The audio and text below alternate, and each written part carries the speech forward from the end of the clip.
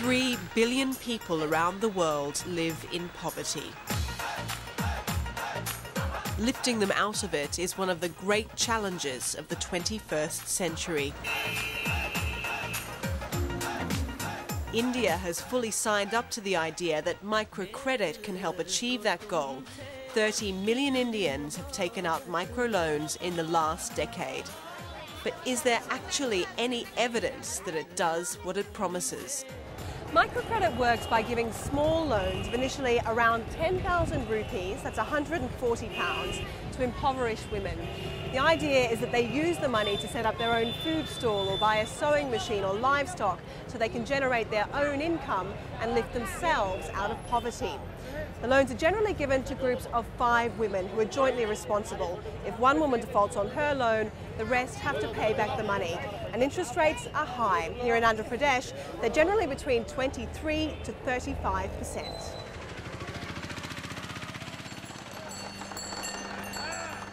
Microcredit is booming, and not just in India. More than $20 billion has been invested internationally in microfinance institutions, the majority by governments and international bodies like the World Bank. But in the state of Andhra Pradesh, India's microcredit heartland, families are being torn apart. 3 hours from the state capital Hyderabad, down a dusty road in the poor village of Godamguda, Lalita's parents mourn their daughter.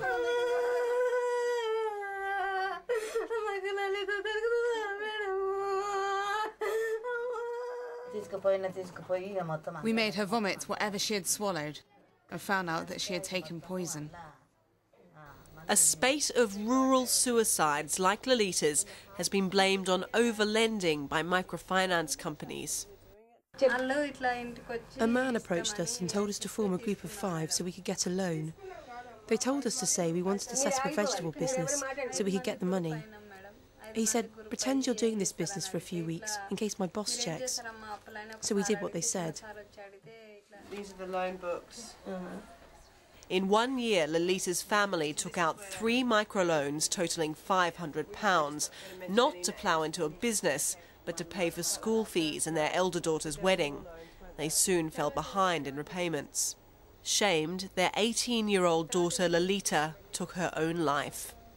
You should not take any loans. Her suicide note implores her parents not to get into any more debt. A local police investigation found overlending was to blame for Lalita's death and 7 others in the district, but said no microfinance company was directly responsible.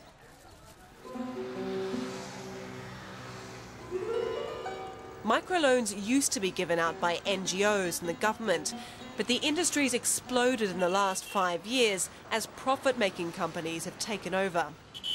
But they've suffered since a state government crackdown prompted by the suicides greatly curbed their operations. The Reserve Bank of India has also recommended tighter regulation of the industry. Its former governor has likened profit-making microlenders to the culprits behind the subprime meltdown. Subprime lending essentially meant that credit was being pushed to the borrowers irrespective of their repayment capacity.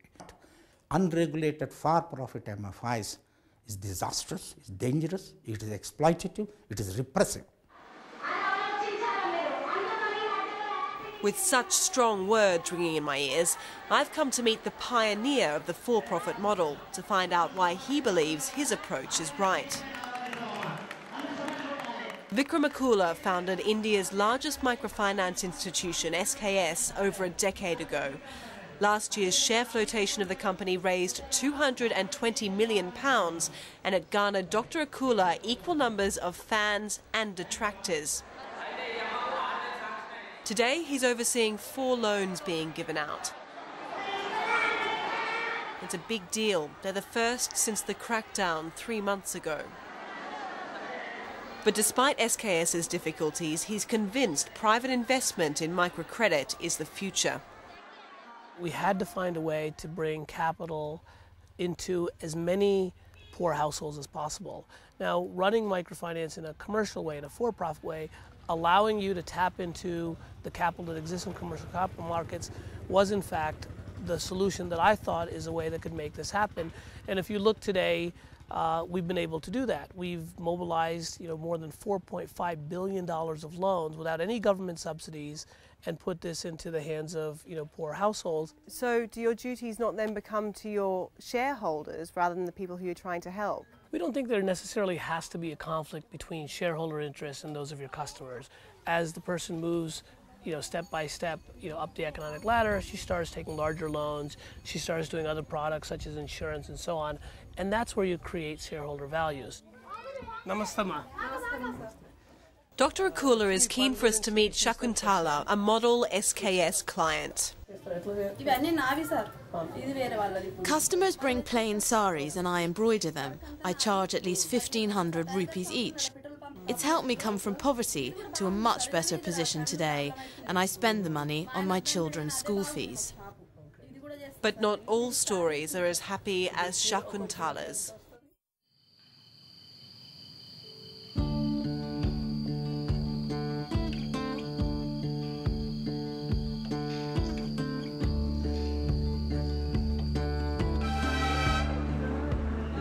On the other side of this huge state, Hindus are celebrating Pongal, a festival to mark the new harvest.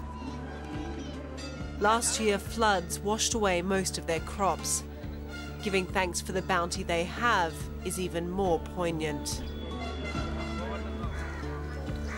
The hand-to-mouth existence of working in the fields means a grueling life for the Dalits of the village of Puram. They are India's lowest caste, the so-called untouchables. It's women like these that microcredit was designed to help, to give them some income and control over their lives. But now the average debt for a Dalit woman in this village is £1,000. Tell me, how many loans do you have, Vijaya? Altogether, I have 7 loans. They're worth 100,000 rupees, around £1,400. I have £1,000 left to pay off, but I earn £2 a day. And Susila, how many loans do you have? I took £1,400 in loans too, 7 loans in total. I took one for my daughter's wedding and another when my husband had a heart attack.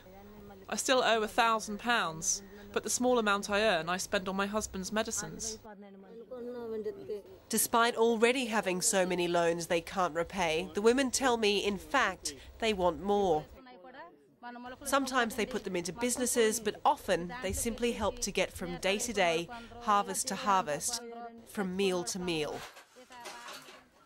They're like credit cards, a useful buffer, but one that has led to a cycle of debt. Microloans have certainly not been the path out of poverty for these women, nor many, many like them. So why has the world signed up to it? Microcredit has been around for 3 decades, but it was only in 2009 that the first major randomized and controlled study into its effects on poverty was published. It was carried out by MIT. Their researchers surveyed more than 7,000 families in Hyderabad slums. And the results from the initial 18-month period were less than encouraging. We used 3 indicators. One was women's empowerment, and the second is expenditure on child's health, and the third is expenditure on the education in the household. And we found out that microcredit did not have an impact on any one of these factors. It's really shocking, actually, that 30 years into microfinance, yours is the first major study to look at its effect on poverty. Even more incredible is the fact that billions of dollars are going into programs for which even this study hasn't been conducted. I mean, people sort of assume that microcredit is the silver bullet and started working with it without any rigorous proof. The study found access to microcredit led to only 2% more new businesses being created. MIT is continuing its research to see if, as microfinance institutions claim, more time will have more impact. But in the meanwhile, it seems they're toning down their rhetoric. Microfinance is not the silver bullet. It's not what is going to get the world out of poverty, but it is an important component to help people generate income, and that's what we're trying to do. Okay, but again, that's not what your mission statement says. Your mission statement says you're eradicating poverty. I mean, mission statements and taglines, can be interpreted all sorts of ways. Your mission statement on your website and on the cards which you have given me, it says eradicating poverty. Right. At one point, that is the aspiration, and I do think that this is one component of eradicating poverty. Okay. So you're changing your mission statement perhaps because you've realized that microcredit is not the answer to eradicating poverty? No, I think organizations change mission statements for all sorts of reasons. And when I went to see the head of the Microlenders Association, even he admitted the industry isn't clear about what impact small loans have on poverty. Now that calls for a great deal of research on the ground over a certain period. I must confess that's something which has not really happened completely. Muhammad Yunus said when he won the Nobel Prize that microfinance was going to put poverty in the museum. Was he wrong? There were right or wrongs. I think it was more about a statement of intent. It was a fairly clear statement of intent. It was a statement that the rest of the world bought into and awarded him the Nobel Prize for. Well, maybe a bit of a hyperbole there.